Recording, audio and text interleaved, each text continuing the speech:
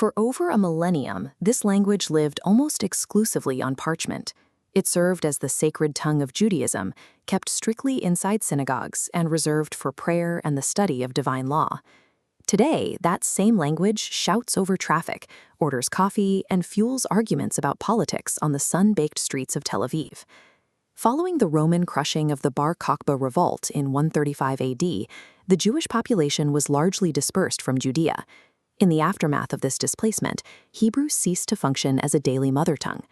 Throughout the Middle Ages, Hebrew remained a vibrant written medium for religious philosophy, poetry, and legal debates. However, the language lacked the basic vocabulary required to navigate mundane tasks like complaining about the weather or buying supplies. In the late 19th century, Jewish pioneers began migrating to Ottoman Palestine from across the globe. While they shared a political goal to build a new society, they arrived speaking a cacophony of native tongues, ranging from Russian and Yiddish to Arabic and French. Building a functioning economy and a unified culture is impossible without a common vernacular. These pioneers required a shared language for daily survival, and the only logical candidate was the one ancient tongue they all held in common. Reactivating Hebrew functioned differently than the creation of entirely new languages like Esperanto. The pioneers utilized a massive structural advantage. The language's underlying grammatical engine had never decayed. Hebrew morphology relies on a mathematical system where almost every concept is built upon a simple three-letter root. This root acts as the genetic DNA for a whole family of related words. These three-letter roots plug into fixed structural frameworks called binyanim. This predictable machine generates active verbs and noun patterns through strict internal logic. This rigid continuity means that a modern Hebrew speaker inherently follows the same structural rules that govern a 3,000-year-old biblical text. Hebrew existed in a state of structural suspension for 2 millennia, its grammatical skeleton remaining fully intact. Returning it to active use required only the addition of modern vocabulary to that ancient frame.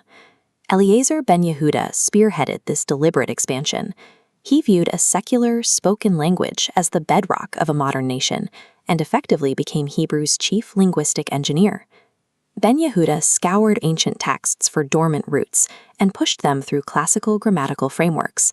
This process generated new words to describe 20th century technology, science, and political concepts. To create the word for electricity, kashmal, Ben Yehuda pulled an obscure term from a vision in the biblical book of Ezekiel and repurposed it for the modern electrical grid.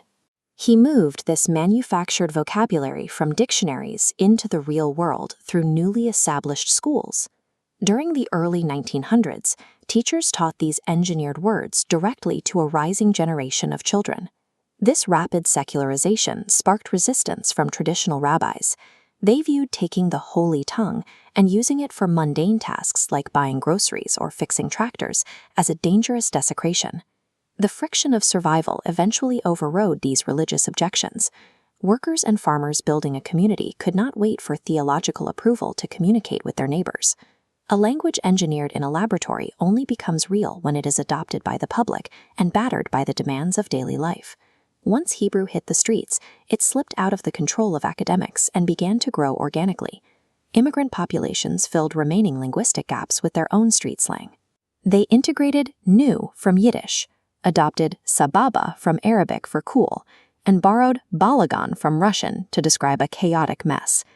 The founding of the State of Israel in 1948 and its pervasive military culture accelerated this growth. Decades of tactical jargon and army acronyms transitioned permanently into everyday civilian nouns. This messy, uncontrolled integration of foreign slang signaled a triumph. Hebrew had transformed into a living entity, evolving through the chaos of the marketplace rather than the constraints of the classroom. Today, over 9 million people speak modern Hebrew. While the syntax has been simplified by centuries of global influence, the language's core morphology remains deeply ancient.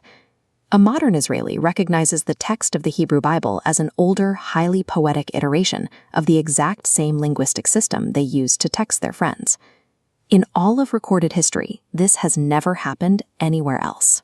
Hebrew is the only natural language to successfully acquire millions of native speakers after losing them for nearly 2 millennia. This resurrection proves that a language survives as long as its structural bones are preserved. With enough collective human will, even the oldest foundations can support a modern life.